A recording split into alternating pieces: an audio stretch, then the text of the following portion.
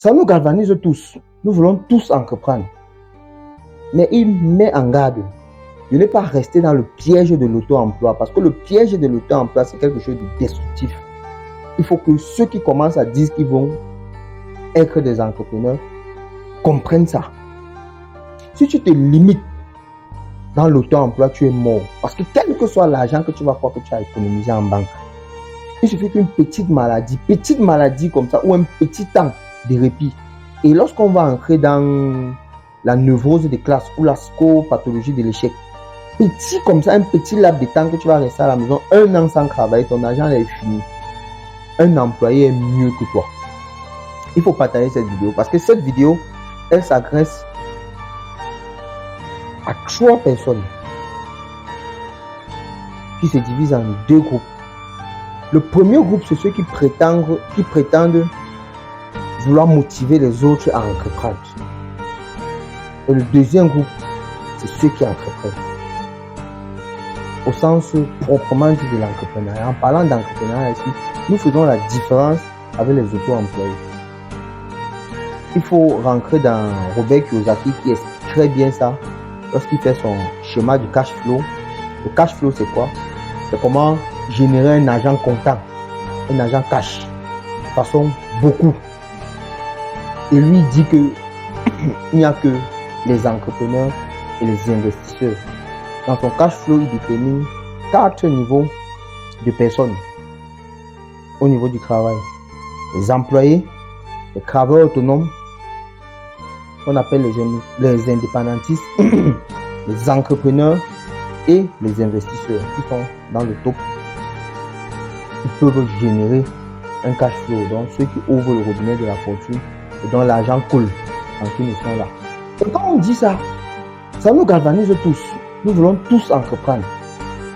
Mais il met en garde de ne pas rester dans le piège de l'auto-emploi. Parce que le piège de l'auto-emploi, c'est quelque chose de destructif. Il faut que ceux qui commencent à dire qu'ils vont être des entrepreneurs comprennent ça. Si tu te limites dans l'auto-emploi, tu es mort. Parce que quel que soit l'argent que tu vas croire que tu as économisé en banque, il suffit qu'une petite maladie comme ça, ou un petit temps de répit. Et lorsqu'on va entrer dans la névrose de classe ou la scopathologie de l'échec, petit comme ça, un petit laps de temps que tu vas rester à la maison, 1 an sans travailler, ton argent est fini. Un employé est mieux que toi. Parce que maintenant, pour comprendre l'employé, il faut entrer dans les différentes couches et les différentes classes d'employés. Il y a les petits employés de rien du tout, mais il y a les très grands employés. La majorité des PDG dont on parle, je suis camerounais, généralement ici au Cameroun, ce sont les employés, ce sont les fonctionnaires pour la plupart. Les directeurs généraux des grandes machines, les directeurs généraux des grandes entreprises privées, les grands parapublics, ce sont les employés. Donc, l'emploi n'est pas aussi mauvais qu'on peut y penser. Mais c'est le rêve qui détermine dans chaque couche le niveau qu'on atteint. Il faut comprendre ça. Je vais attirer dans cette vidéo le gouvernement camerounais dans sa vision stratégique du pays émergent à l'horizon 2035 pour dire en quoi nous, en tant que stratèges, on savait que c'était une vision qui ne pouvait pas être atteinte. Parce qu'eux-mêmes, ils le savaient, ils savaient que ça ne pouvait pas être atteint. Parce que s'ils ne savaient pas que la vision pays émergent à l'horizon 2035 ne pouvait pas être atteinte, ça veut dire que ce ne sont pas les stratèges. Ce ne sont pas les gens qui planifient le développement. Parce qu'ils ont basé ça sur quoi? Déjà dans l'un de mes mémoires de je disais, on ne peut pas vouloir bâtir un pays sans parler de l'assainissement même de la ville. Parce que le gouvernement a bâti sa vision des infrastructures de développement. Mais infrastructure sans parler d'assainissement, il y a quelque chose d'assez biaisé. Ok? Et lorsqu'il parlait d'assainissement, généralement il parlait d'assainissement à la base. Mais je ne suis pas ici pour parler d'assainissement. Je suis ici pour vous parler de vision stratégique en matière de métier. Je m'explique. Est-ce que vous savez, nous sommes ensemble au banc, est-ce que tu sais que si dans ta génération, dans ton arbre généalogique, il n'y a personne qui a été entrepreneur, et que tu te lèves un bon matin, et que tu décides, parce que le gouvernement a dit, les jeunes doivent entreprendre, et que tu entreprends, il y a moins de chances que tu puisses réussir dans l'entrepreneuriat. Nous allons étudier ça. C'est de ça que je vais vous parler. Parce que ceux qui disent nous vendons le rêve à la jeunesse, nous voulons que la jeunesse entreprend, parce que entreprendre c'est ça qui développe un pays. Entreprendre, oui, entreprendre développe un pays. Mais le pays qui réussit sur la base de l'entrepreneuriat, aujourd'hui on parle des pays capitalistes, et même ceux qui sont dans les communes, ils sont foncièrement des pays capitalistes, parce qu'il faut échanger, il faut entrer dans l'économie. Dans le capitalisme, tu peux évoluer économiquement par là. Nous sommes dans un monde d'argent, et quiconque n'a pas l'argent ne participe pas au monde. Il est mis au banc de la société, à marge de la société, et il vit. C'est que les vrais capitalistes font. Mais ça se prépare, et ça se prépare sur des générations. Pourquoi? Parce que si tu veux franchir une classe sociale en une génération, tu cours un grand risque. Le grand risque, c'est quoi? C'est que dans le suc généalogique, dans l'arbre généalogique, dans la veine généalogique,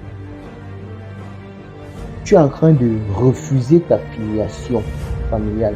Et quand tu refuses ta filiation familiale, il y a ce qu'on appelle le lien généalogique qui va te frapper au travers de la névrose de classe. Ce qu'on le psychologue appelle la scopathologie de l'échec.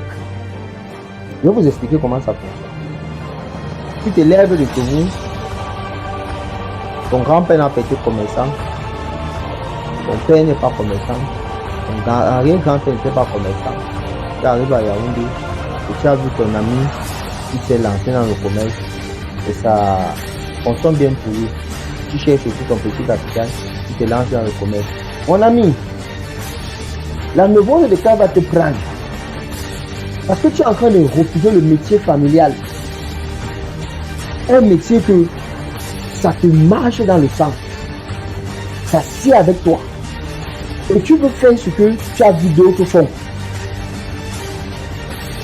Une petite maladie. Il y a des expressions de la névrose qui sont plurielles.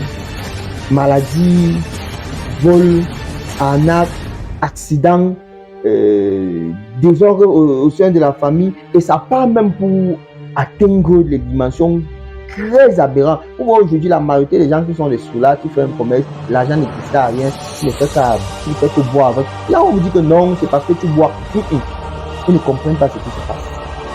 À côté de la loi de l'habitude, il y a une première loi qui agit. Dans l'arbre généalogique. C'est que l'arbre généalogique n'aimerait pas que nous nous écartons du fait. Mais est-ce qu'il y a des sous-métiers? Non, il n'y a pas de sous-métiers, il n'y a que de sous-métiers. Il n'y a pas un métier qui ne peut pas rendre quelqu'un riche.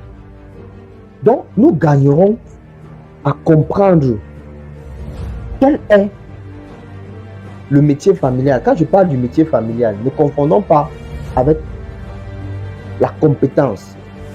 Ok? Parce que tout métier ne se résume que sur la base d'une certaine compétence. C'est ce que nous allons comprendre.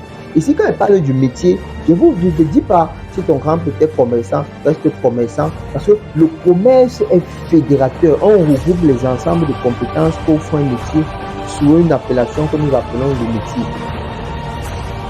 Mais c'est la compétence qui importe. Par exemple, les familles des maçons. Il y a une compétence qui va avec. L'un était technicien, l'autre manœuvre, l'autre chef chantier, l'autre ingénieur, l'autre architecte. Tout ça, ça se recoupe sur un métier qu'on peut appeler le métier de la construction, génie civil, architecture, urbanisme, topographie et tout ce qui va avec. Ok? Donc, il faut connaître quelle est la compétence. Quelle est la compétence qui est contenue dans le cycle familial. Et puis tu t'écartes de cette compétence-là. Aujourd'hui, avec les nouveaux métiers, il y a plein de nouvelles choses, mais qui est contenu dans la compétence familiale. Je vais par exemple vous parler de l'économie. Tu peux être comptable, tu peux être employé de banque, tu peux être même jusqu'à commerçant, tu peux être, je sais pas moi, fiscaliste. Tout ça, ça se regroupe une même compétence. Gérer les finances. Et donc, si tu vas t'écarter, parce que tu as vu, ton ami t'a dit que non, il est ingénieur, là, il prend un bâtiment, il peut gagner beaucoup d'argent dedans, que tu décides aussi, toi, tu vas venir travailler au bâtiment. Vous pouvez comprendre pourquoi la majorité des techniciens qui font leur entrée dans le bâtiment ne travaillent pas dedans par amour. Ils travaillent dedans pour avoir de l'argent. Et vous allez voir avec la neurose ou la scopathologie de l'échec où ça va les amener. Vous êtes surpris de voir que tous les maçons qui vous disent qu'ils travaillent par semaine, 50, 80, 100 000 ne font rien avec. Je vous explique de quoi ils souffrent. Ils souffrent d'une scopathologie de l'échec au niveau de classe qui est due à ce que la belle familiale leur dit que ce n'est pas ton métier. Tu auras beau te donner là-dedans, beau faire ceci, beau faire cela, mais l'avantage c'est que tu permets à ta généalogie. Parce que vu que tu es précurseur dans le métier, ton enfant aura, avec la loi de l'habitude, la facilité à entrer dans ce métier. Et maintenant, au niveau de ton petit enfant, ça commence à être un métier familial. Lui n'aura pas de la peine à se mettre dedans. Mais avec quelles conséquences? Vu que tu étais sous là, ok, ton fils aussi aura tendance, nous sommes dans la loi de l'habitude, à être sous là. Et ton petit-fils, il peut aussi être sous là. Donc, quitter un métier familial, une compétence familiale, vous, membres du gouvernement, qui encouragez les personnes à être des entrepreneurs, il faut leur dire le risque qu'il faut. Maintenant, si cela est organisé, le risque peut être amoindri. Parce que voici où la neurose des classes frappe le plus. Quand un, tu ne connais même pas de quoi tu es victime. Et quand deux, on t'a forcé à embrasser le métier de l'entrepreneuriat parce que tu n'avais rien d'autre à faire. Nos gouvernants aujourd'hui, nos planificateurs, qu'est-ce qu'ils font? Parce qu'ils sont incapables d'investir dans l'agriculture ou d'encourager le secteur. Parce qu'ils sont incapables d'investir, je ne sais pas moi, dans le commerce ou alors d'encourager le secteur. Parce qu'ils sont incapables de porter les métiers sociétal, parce qu'il faut dire, la société est formée par des familles. Ils vous poussent maintenant à dire, vous ne pouvez pas suivre l'exemple des États-Unis, vous ne pouvez pas suivre l'exemple de la France, où il y a les grands entrepreneurs, mais essayez de comprendre. La Chine aussi nous montre comment ça fonctionne. Comment est-ce que si on veut qu'un pays entre dans l'entrepreneuriat, il faut qu'on organise ça sur un certain nombre de temps. Et il faut que ça se mette en place d'une façon consciente. Il faut qu'on dise aux populations, voilà la vision où on veut atteindre, parce qu'aujourd'hui, les pays sont à essence capitaliste, d'accord? Et que le capitalisme est porté par les entreprises et qu'il nous faut développer les entrepreneurs. Et donc, vous serez obligés de vous sacrifier pour cette génération-ci. On va vous accompagner, ok, à faire les premiers pas dans l'entrepreneuriat. Et vos petits-enfants pourront faire le deuxième pas pour que les troisièmes petits-enfants deviennent les entrepreneurs accomplis. Voilà comment ça se passe. Et donc, une fois qu'on t'a dit que tu ne seras plus un artisan, mais il faut que tu montes au stade industriel. Et quand on te dit, pensez que quitter de l'artisanat à ton niveau, être riche, un industriel accompli, c'est une aberration, c'est un rêve.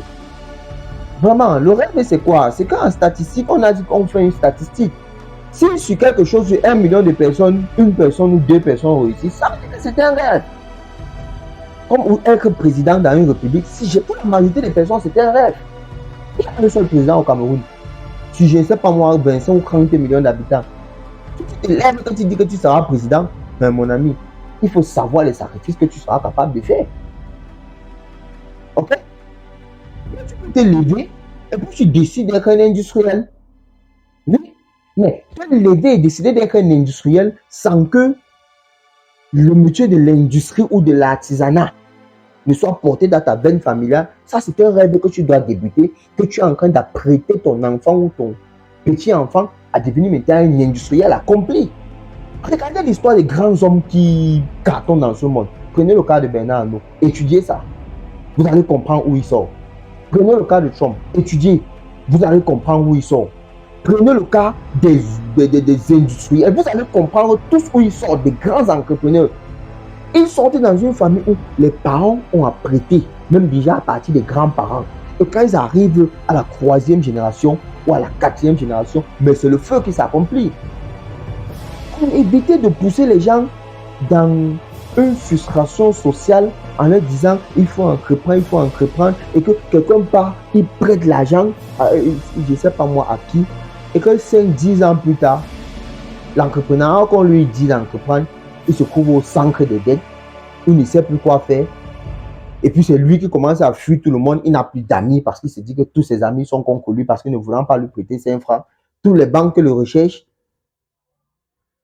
et que même le gouvernement qui dit entreprendre sont derrière lui avec le fisc, que chaque année il va prêter de l'argent pour payer un agent fiscal qui ne sait même pas comment est-ce qu'il va faire pour compenser. Revenons au sol.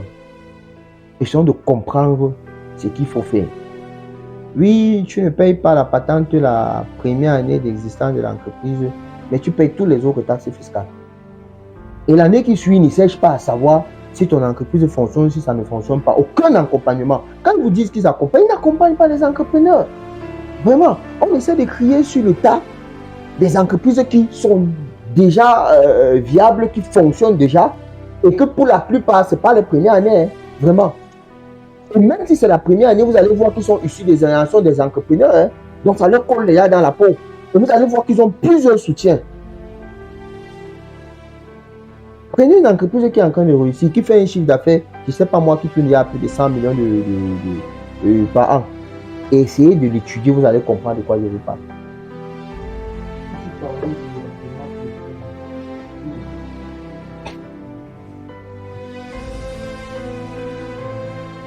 Justement, quand on va te dire, va en banque, les entreprises accompagnent les entrepreneurs, tout te consort, mon ami, ça c'est une grosse blague.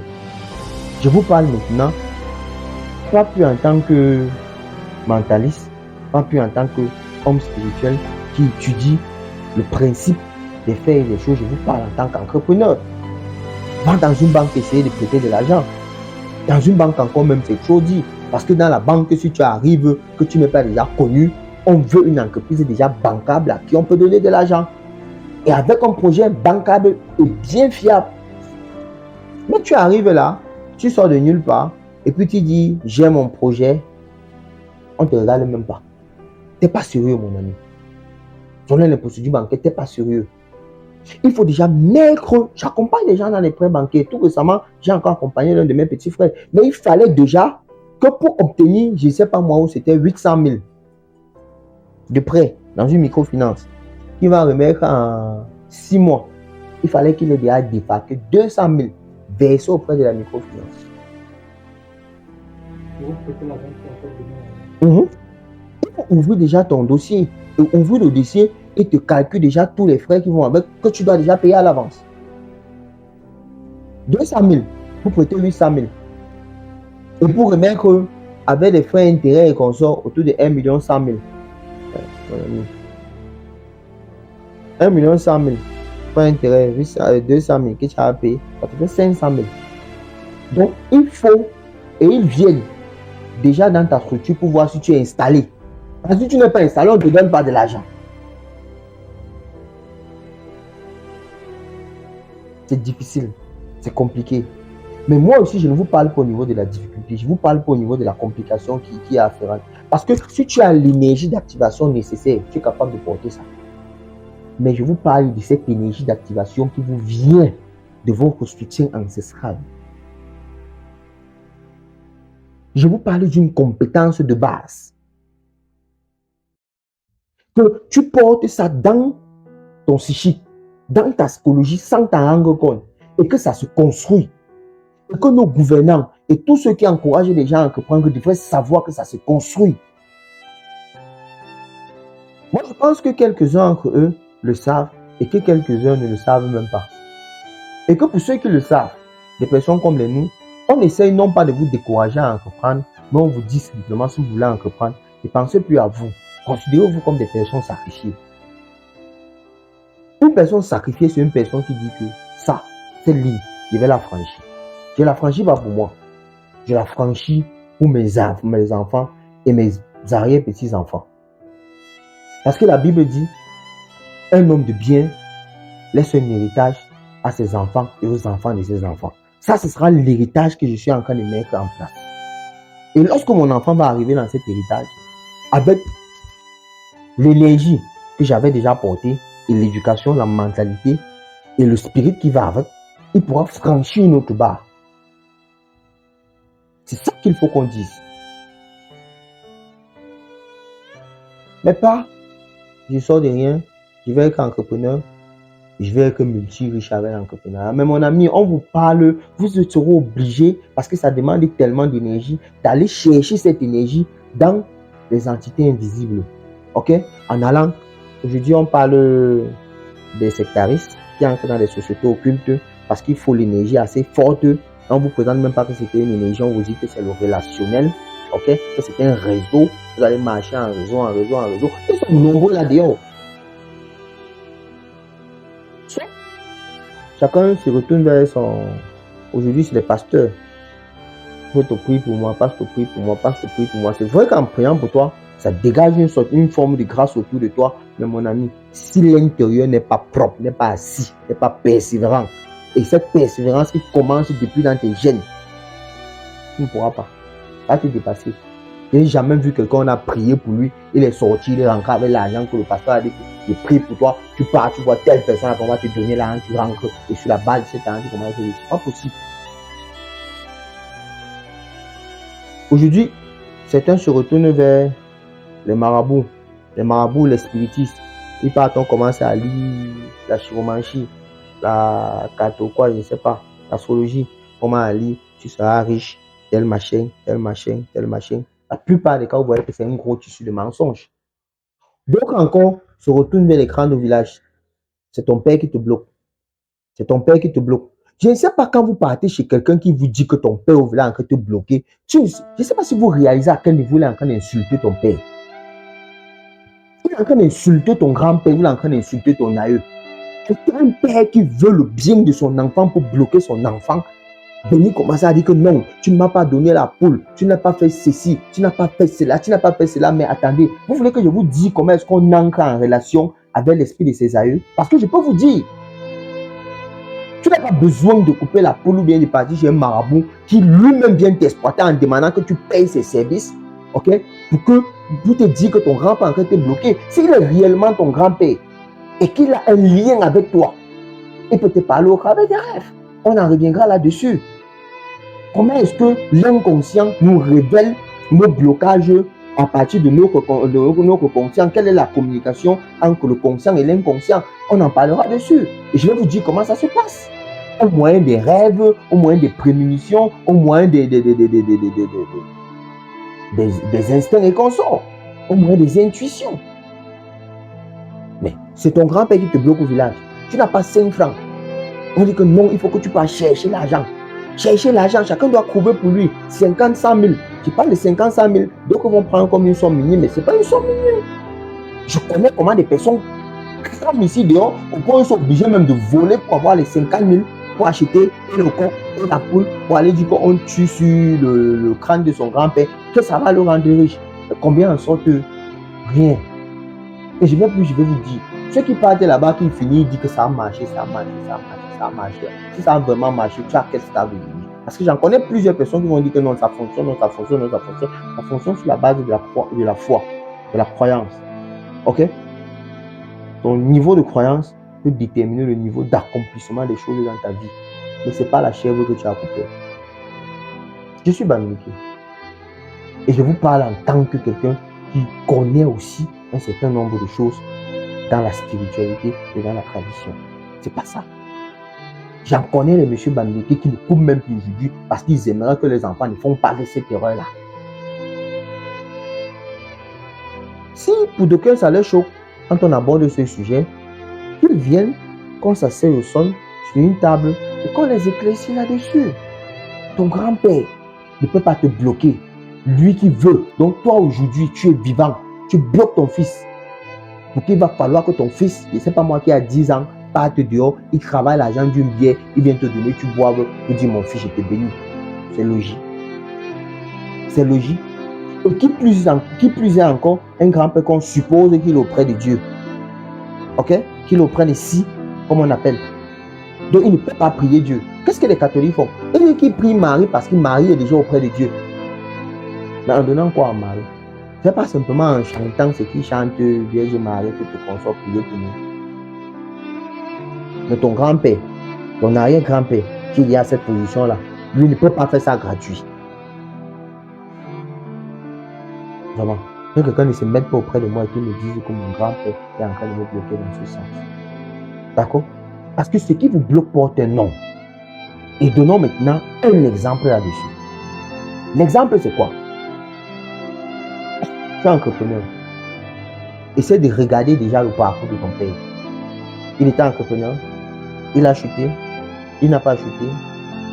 Qu'est-ce qu'il faisait en tant qu'entrepreneur? Regarde le parcours de ton grand-père. Regarde le parcours de ton arrière-grand-père.